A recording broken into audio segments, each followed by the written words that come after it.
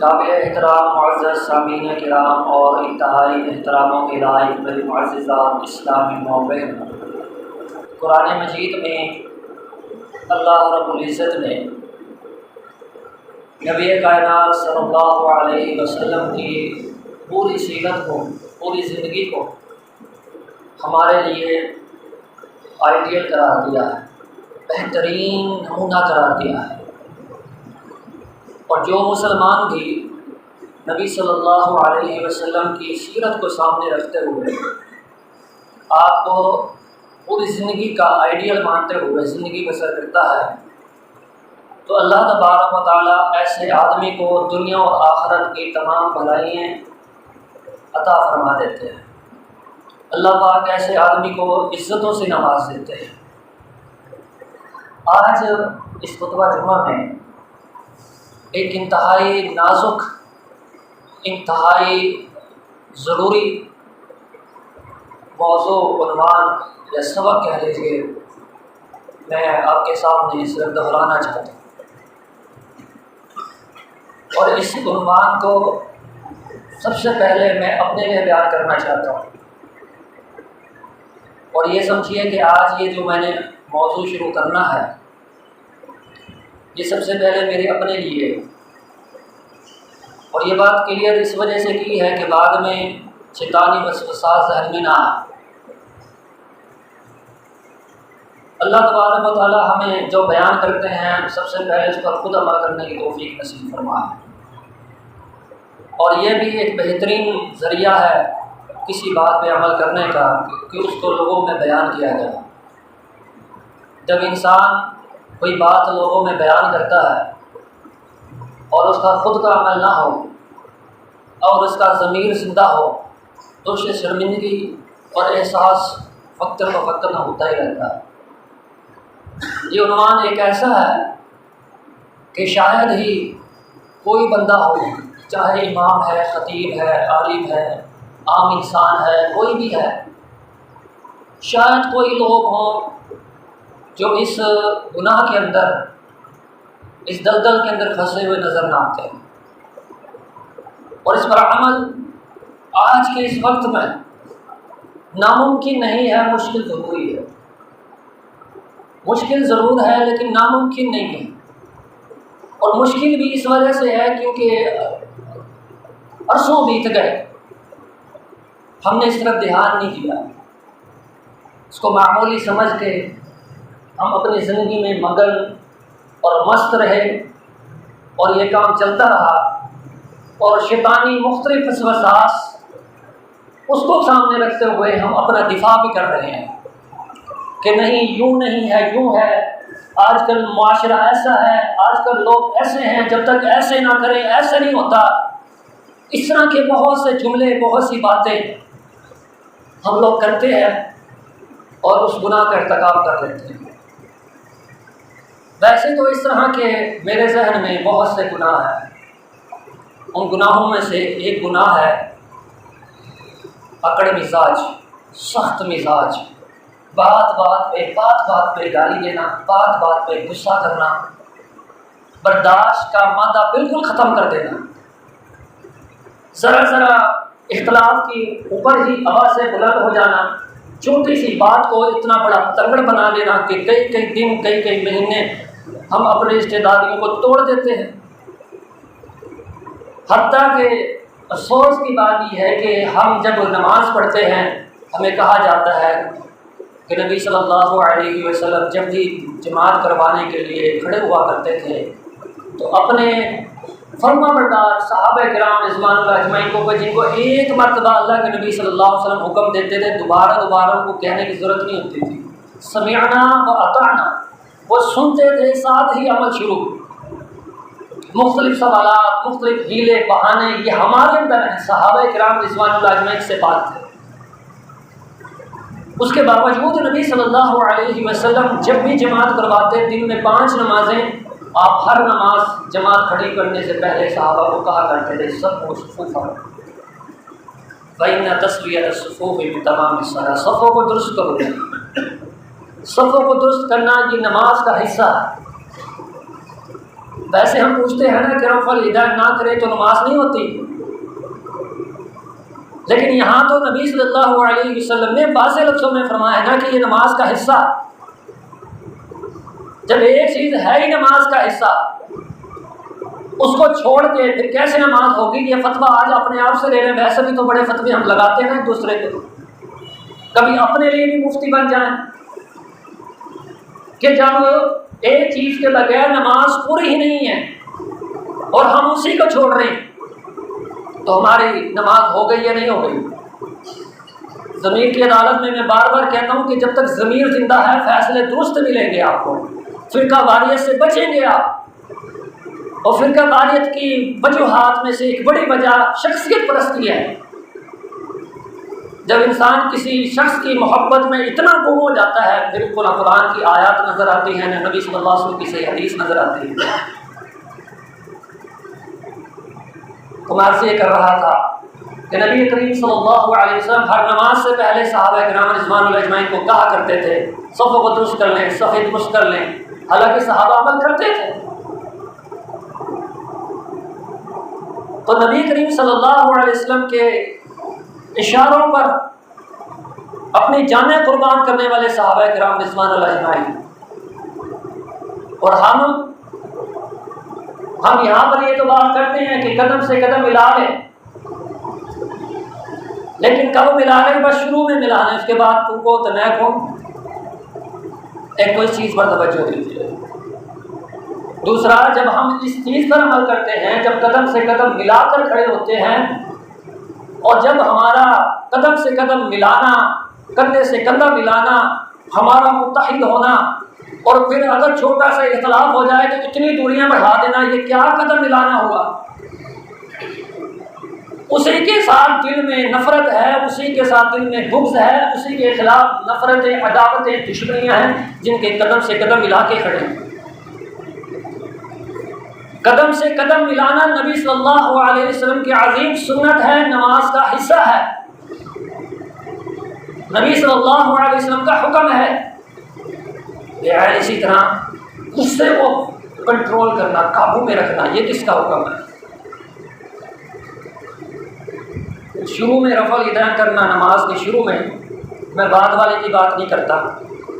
شروع میں رفع الیدین کیوں کرتے ہیں؟ کیوں کرتے ہیں؟ سب کا جواب ایک ہی ہے میرے خیال سے، کیونکہ میرے خلاف والی بات نہیں تھی کہ نبی کریم صلی اللہ علیہ وسلم کی سنت ہے، آپ کیا کرتے تھے؟ سب سے پہلے تو یہاں پر ہم اس رفع دین کے بارے میں یہ سوال نہیں پوچھتے کہ یہ رفع دین کریں یا نہ کریں تو نماز نہیں ہوگی، سب کرتے ہیں، سوال نہیں کرتے، دوسری تیسری پہ سوال کیوں اٹھایا جاتا ہے؟ اور یہاں پر جو میں سمجھانا چاہ رہا ہوں کہ نبی صلی اللہ علیہ وسلم رفع الیدین نماز شروع کرتے ہوئے ہاتھوں کو اٹھایا کرتے تھے، ہم بھی اس لیے اٹھاتے ہیں، وہ نبی صلی اللہ علیہ وسلم کا حکم سمجھ کے اس کو کیا جاتا ہے، تو یہ نبی صلی اللہ علیہ وسلم کا حکم نہیں ہے، یا صرف ہم نے اپنی پسند کی باتیں لینی ہیں جو ہمارے ذہن کے موافق ہیں؟ تو ہمارے معاشرے میں اسلام کے کتنے ارکان ایسے ہیں جن کا مذاق اڑایا جاتا ہے، جن کی بے حرمتی کی جاتی ہے، ہمارے سامنے قرآن کی آیات کی دھجیاں اڑائی جاتی ہیں، ہمارے سامنے قرآن کی آیات کی، نبی صلی اللہ علیہ وسلم کی حدیث کی واضح مخالفت ہو رہی ہوتی ہے، اور ہم تماشائی بن کے بیٹھے ہوتے ہیں، برداشت کر رہے ہوتے ہیں، صبر کر رہے ہوتے ہیں، ان محفلوں میں موجود ہوتے ہیں جن میں اللہ تبارک و تعالیٰ نے اپنے قرآن میں منع فرمایا کہ ایسی محفلوں میں مت بیٹھیے، ایسی محفلوں میں مت کھڑے ہوئیے جہاں اللہ کی آیات کا مذاق بنایا جا رہا ہو۔ ہم معاشرے میں چل رہے ہیں، ہم اپنے وہاں پر رشتہ داریوں کو بچانے میں لگے ہوئے ہیں، ہم اپنے تایا چاچے مامے اور ان کو بچانے میں لگے ہوئے ہیں، قرآن کی آیات کی بے حرمتی ہو رہی ہے، برداشت ہو رہا ہے، جن کے لیے قرآن کی آیات کی بے حرمتی ہم برداشت کرتے ہیں اور بڑے انداز میں کرتے ہیں اور دفاع کرتے ہوئے کرتے ہیں برداشت، کہ کیا کریں، رشتہ داریاں ہیں، آخر اتنی دین میں سختی نہیں ہے، کہا جاتا ہے نا دین میں اتنی سختی نہیں ہے، رشتہ داریوں کو جوڑنے کا حکم ہے، کیا کریں، رشتہ دار ہیں، رسم و رواج میں تو جانا پڑے گا، بدعات میں تو شرکت کرنی پڑے گی، رسومات میں تو شرکت کرنی پڑے گی، چاہے وہ رسومات ہندوؤں کی ہو یا مسلمانوں کی گھڑی ہو، کرنی پڑے گی شرکت۔ کیوں؟ رشتہ داریاں، جس رشتہ داریوں کے لیے قرآن کی آیات کی پرواہ نہیں، نبی صلی اللہ علیہ وسلم کی حدیث کی پرواہ نہیں، ایمان کی پرواہ نہیں، توحید کی پرواہ نہیں، عقیدے کی پرواہ نہیں، وہی رشتہ دار جب آپس کا ذاتی مسئلہ ہو جائے تو مرنا جینا ختم، پھر برداشت ہوتا نہیں جی ہم سے کیا کریں، ہم سے نہیں ہوتا برداشت، ہم نے بہت اس کو برداشت کر لیا، ہم نے بہت دیکھ لیا اس کو، بہت سن لی ہم نے اس کی، پھر ہمارے کلمات ایسے ہو جاتے ہیں، بالکل گرگٹ کی طرح رنگ بدل دیتے ہیں، اللہ کی آیات کی مخالفت کرنے کے لیے، برداشت کرنے کے لیے تیار ہیں، لیکن ظلم و ستم کی بات ہے کہ ماں باپ کی بات برداشت کرنے کے لیے تیار نہیں ہے،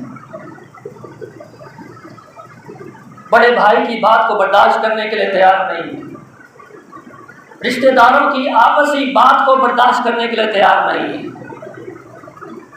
رشتہ داروں کی باتیں کون سی برداشت کرتے ہیں؟ جس میں اللہ ناراض ہوتا ہے، جو اللہ کے خلاف ہوں، جو نبی کے خلاف ہوں صلی اللہ علیہ وسلم، وہ برداشت کرتے ہیں، لیکن جو میرے مزاج کے خلاف ہوں ہم برداشت نہیں کرتے۔ ذہن میں ہمارے شیطان ڈال دیتا ہے اس نے کیا سمجھا ہوگا، اگر میں اس کو کچھ نہیں کہتا تو اس نے کیا سمجھا ہوگا، ہمارے منہ میں زبان نہیں ہے، ہم نے چوڑیاں پہنی ہیں، ہم کچھ نہیں کر سکتے، ہم بھی اینٹ کا جواب پتھر سے دینا جانتے ہیں۔ ایسے لوگ سیدھے نہیں ہوتے جب تک ان کو اینٹ کا جواب پتھر سے نہ دیا جائے، پھر ہمارے جملے یہ بن جاتے ہیں۔ یاد رکھیے،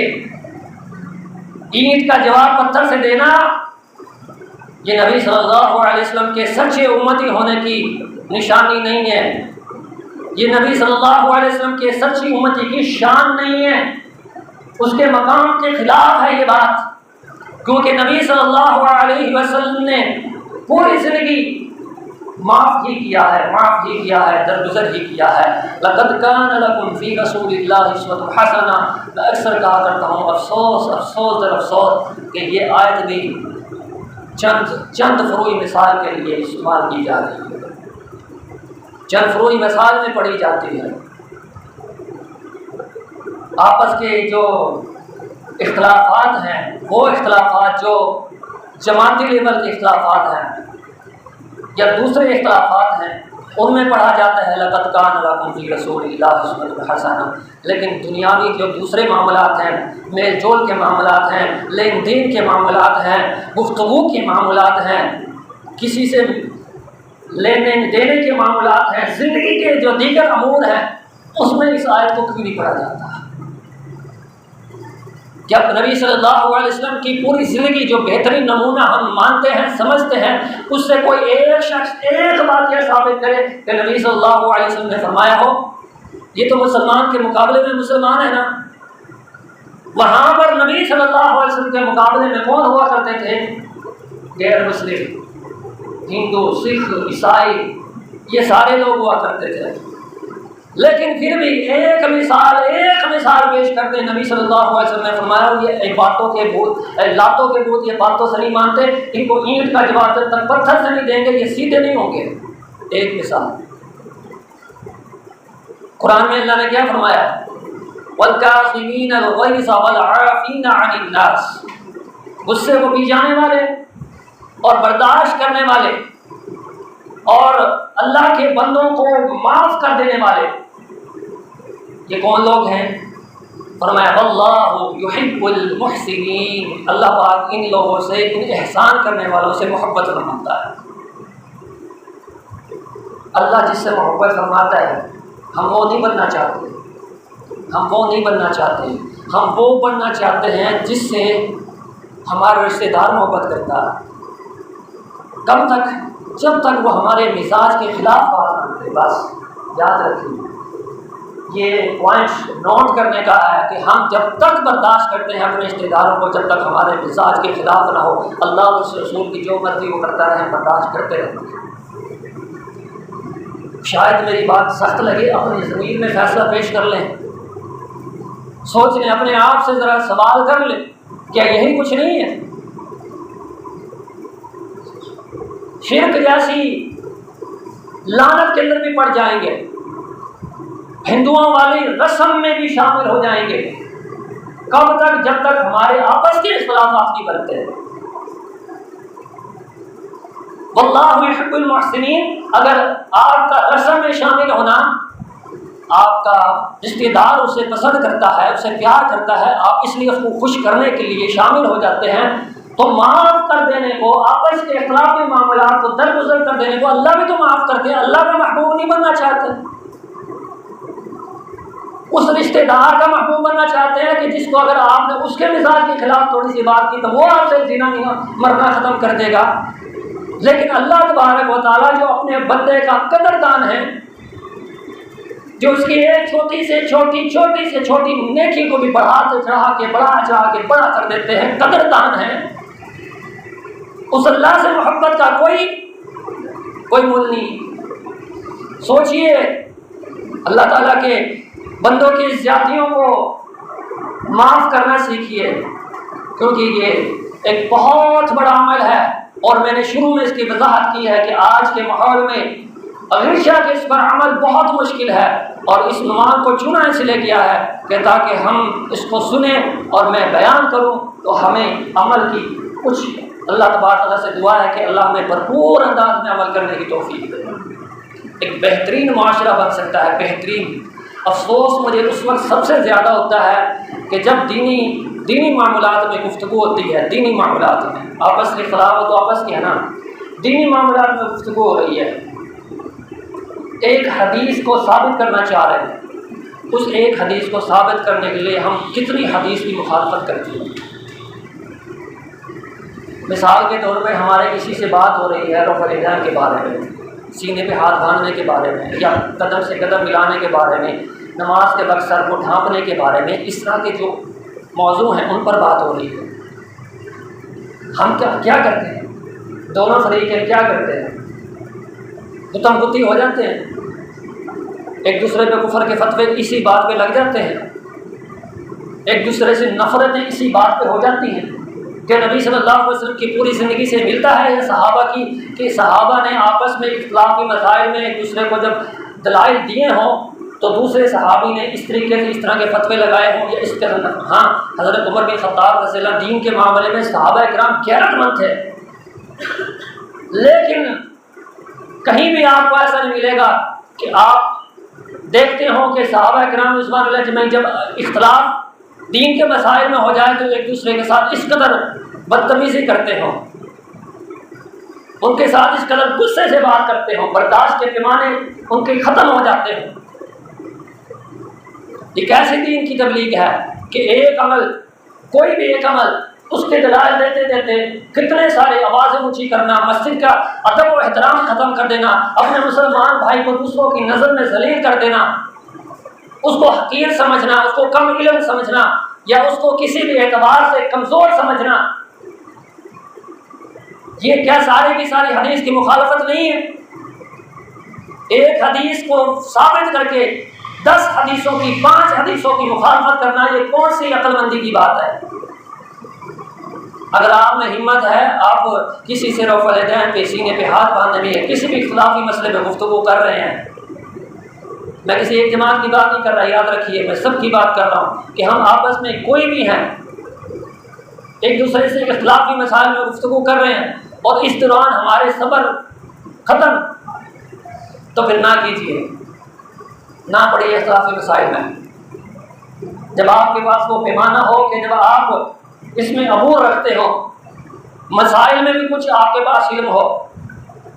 ایسے تو نہیں ایسے جس بندے کو دیکھو وہ بندے ایسے گفتگو کرتے ہیں کہ یقین کیجئے کہ جن کو علی بانی سے ہی آتی، وہ لڑ رہے ہوتے ہیں غصے کے ساتھ اختلافی مسائل میں۔ ان کو چاہیے کہ علم کو اپنے مزید حاصل کریں،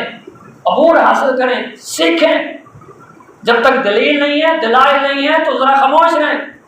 آوازوں کو بلند کرنا، غصہ دکھا دینا، یہ بہادری کی علامت نہیں ہے۔ بہادری سے یاد ہے، نبی صلی اللہ علیہ وسلم کی حدیث مبارکہ بھی ہے۔ نبی اکرم صلی اللہ علیہ وسلم نے اپنے صحابہ کرام سے پوچھا تھا، بتاؤ بہادر کون ہے؟ کہ تم جانتے ہو کہ بہادر کون ہے؟ فرمایا جس کے پاس طاقت ہو، جس کے پاس قوت ہو، وہ طاقتور ہے، وہ پہلوان ہے جو دشمن کو پچھاڑ کے رکھ دے، دشمن کو گرا کے رکھ دے، یہ پہلوان ہے۔ ہماری نسل میں بھی یہی پہلوان ہے، جو اینٹ کا جواب پتھر سے دے ہم سمجھتے یہ پہلوان ہے۔ کیا بات ہے جی، کیا زبان پائی ہے بھائی، کیا ذہانت پائی ہے۔ ہم لوگ اس کی طرفداری کرتے ہیں، اس کو ہم پروموٹ کرتے ہیں، ہم اس کی حوصلہ افزائی کرتے ہیں۔ یاد رکھیے ایسے لوگوں کی حوصلہ افزائی کرنے والا بھی گناہ میں برابر کا شریک ہے۔ ایسے لوگوں کی حوصلہ شکنی کرنی چاہیے تاکہ وہ اس گناہ کو چھوڑنے پر مجبور ہوں۔ ساتھ نہیں دینا چاہیے ایسے لوگوں کا۔ طاقت پر جو ہو پہلوان ہے، فرمایا نہیں۔ نبی صلی اللہ علیہ وسلم نے پہلوان کس کو کہا ہے؟ فرمایا میری امت کا پہلوان تو وہ ہے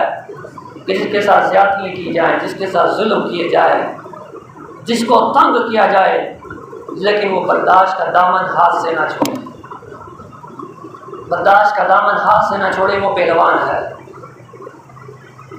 سامعین کرام، جیسا کہ آپ نے قرآن مجید کی آیت میں سنا کہ اللہ یحب المحسنین، اللہ تعالیٰ معاف کرنے والوں کو، احسان کرنے والوں کو پسند کرتے ہیں۔ یہ عمل اللہ کو پسند ہے۔ اب جو عمل اللہ کو پسند ہے، اس عمل کو اختیار جو کرے گا، کیا وہ اللہ کو پسند نہیں ہوگا؟ کیا ہم اللہ کے پسندیدہ بندے بننا چاہتے ہیں؟ صحابہ کرام رضوان اللہ کی اجمعین کی زندگیاں اس معاملے میں کیسی تھی؟ نبی صلی اللہ علیہ وسلم کی سیرت اس معاملے میں کیسی تھی؟ اور شاید کہ کوئی سمجھے کہ بعض دفعہ زندگی میں ایسے معاملات بھی آ جاتے ہیں کہ جہاں پر بندے کا صبر واقعی ہو جاتا ہے۔ اور یہ بھی میں یہاں پر وضاحت کر دوں، میں انشاءاللہ اگلے جمعے پہ پھر بات کروں گا صحابہ کی سیرت کے حوالے سے اس موضوع پر، کہ ایک بندہ ہے جو برداشت کر رہا اور کبھی غلطی سے اس نے کوئی زیادتی کر دی، غصے میں آ گیا، لیکن جس بندے نے اس کو اشتعال دلوایا، جان بوجھ کر ایسے ایسے کلمات، ایسی ایسی باتیں کہیں کہ اس کا صبر ٹوٹ گیا، اگرچہ کہ اس کو بھی اپنا صبر چھوڑنا نہیں چاہیے تھا، لیکن یاد رکھیے جس بندے نے یہ کام شروع کیا ہے، جو اس کی وجہ بنا ہے، صحیح حدیث کے مطابق بات طرفداروں سے مسلم لمبی حدیث ہے، جس نے نیکی کو شروع کیا،